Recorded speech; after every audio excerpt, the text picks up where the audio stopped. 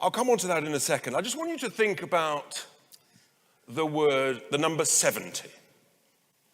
70. So here we are, 2024. We've got the highest taxes in 70 years. We've got the highest government spending in 70 years. We've got the longest waiting lists since records began over 70 years ago. The national debt is the highest for 70 years. We're in the lowest growth decade for 70 years. And here's the big one. We're in the longest recession per person, and that's what matters, for 70 years.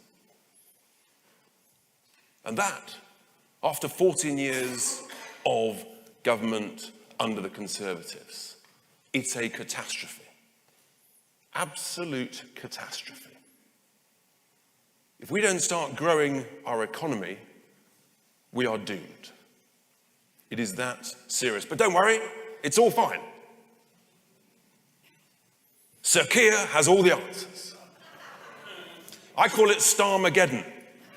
It's a risk near us in 2024. Because the truth is actually there's no difference between the two main parties. If you think that the Labour Party is going to change any of those key things, with regard to taxes, with regard to government spending, then you're grossly mistaken. And the reason we've got the longest recession per person is because of mass immigration. So if the economy is flatlining, which it is at the moment, dear old Jeremy Hunt, he gets excited. He gets really excited if we grow at 0.2 of 1%, for heaven's sake.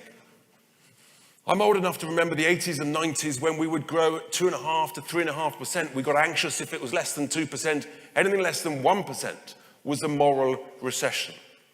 With immigration levels where it is, over 1 million arriving every year, a city the size of Birmingham, unless the economy grows by about 1.2, 1.3%, we will continue to be in a recession per person.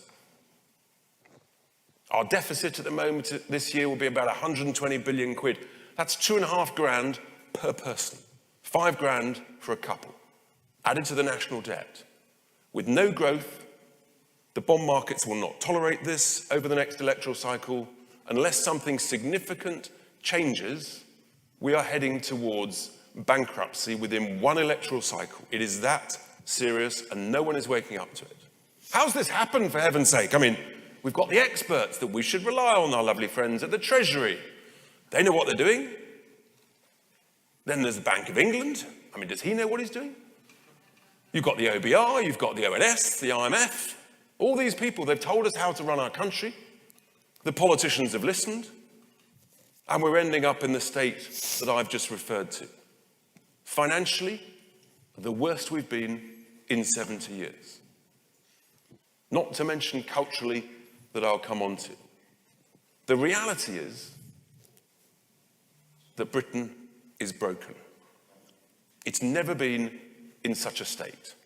Nothing works. And unless we change course, things will get worse. Can we change course, you say, or is it too late? I'm going to have a show of hands, and I want you to be honest. Don't think about it. How many of you know someone who's either left or leaving the country? Hands up. There you are, probably about a third. A similar number to those when I asked the question on Wednesday night to an audience as well. What a shocking state of affairs. People feel that it's too late. It's not. Here's the thing. A great company run by a bad chief exec can be ruined in a couple of years. But the reverse is true.